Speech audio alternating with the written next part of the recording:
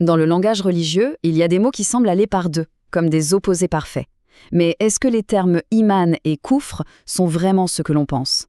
Et s'ils cachaient une toute autre réalité? Alors, iman et koufr, c'est aussi simple que noir et blanc? À première vue, on pourrait le croire. On imagine une chose et son contraire direct. Mais est-ce que cette opposition est vraiment aussi simple? Ok, pour bien comprendre de quoi on parle, commençons par l'idée reçue. L'interprétation la plus courante, celle que presque tout le monde a en tête.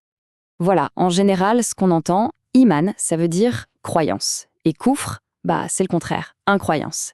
C'est une vision binaire, très simple, très claire. Mais est-ce que c'est la bonne? Et si, pour vraiment comprendre, il fallait laisser de côté les interprétations habituelles pour revenir à la source, à la langue elle-même? Parce que, on va le voir, l'étymologie de ces mots raconte une histoire complètement différente. Bon, alors, attaquons-nous au premier terme, iman. Et pour ça, on va s'appuyer sur l'analyse de Khaled Al-Sayed Hassan. Lui, il nous dit que pour saisir le sens d'iman, tout commence par sa racine linguistique. Et là voilà, cette signification. Iman, ce n'est pas une conviction interne, abstraite. Non, c'est une action, quelque chose de très concret. C'est l'acte d'offrir la sécurité aux autres. C'est un engagement actif, tourné vers l'extérieur. Alors, comment on arrive à ça? Eh bien, tout part de la racine AMN. Cette racine, elle évoque la sécurité, la paix. À partir de là, on a l'action. Iman, c'est l'acte d'accorder cette sécurité. Et de cette action découle l'acteur. Le mu'min, c'est la personne qui fournit activement cette sécurité aux autres. On voit bien que ce n'est pas du tout un état passif, mais bien un rôle, une action. Donc, ce qu'il faut retenir, c'est que le sens d'iman est hyper spécifique. Il n'y a pas d'ambiguïté. C'est un engagement très clair, très défini, agir pour rendre le monde plus sûr pour les autres. Ok, donc on a iman, qui est très précis, mais alors, quid de koufr? Eh bien, c'est là que ça devient intéressant, parce que la logique linguistique est complètement différente. On n'est pas du tout sur un simple contraire. La différence, elle est vraiment fondamentale.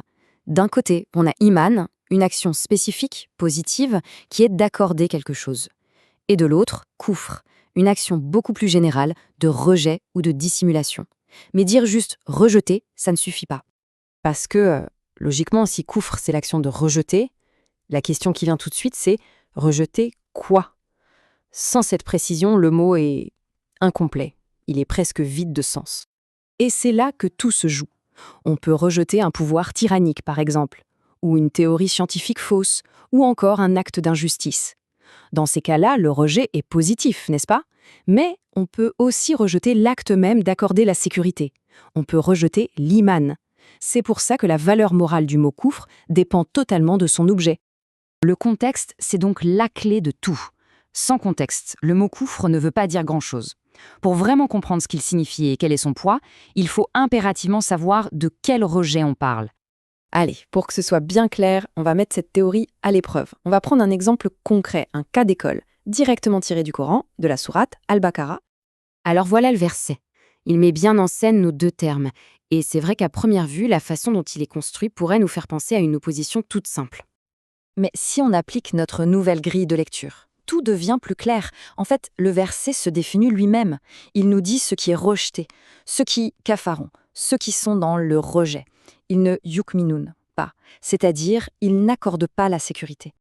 La conclusion, elle est limpide. Dans ce passage bien précis, le texte ne laisse aucune place à l'interprétation. Le koufr dont il est question ici, c'est spécifiquement le rejet de l'iman. C'est le refus d'accorder la sécurité. Ok, c'est une belle analyse linguistique, mais concrètement, pourquoi est-ce que cette distinction est si importante? Quelle est la portée de tout ça?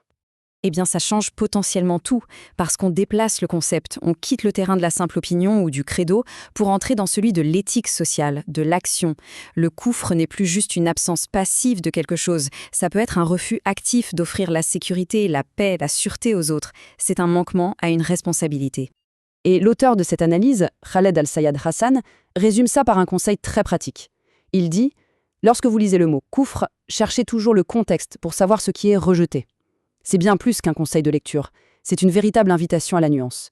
Et ça nous laisse avec une question, non? Combien d'autres certitudes qu'on pense bien ancrées reposent en fait sur des mots dont on a peut-être oublié le sens premier?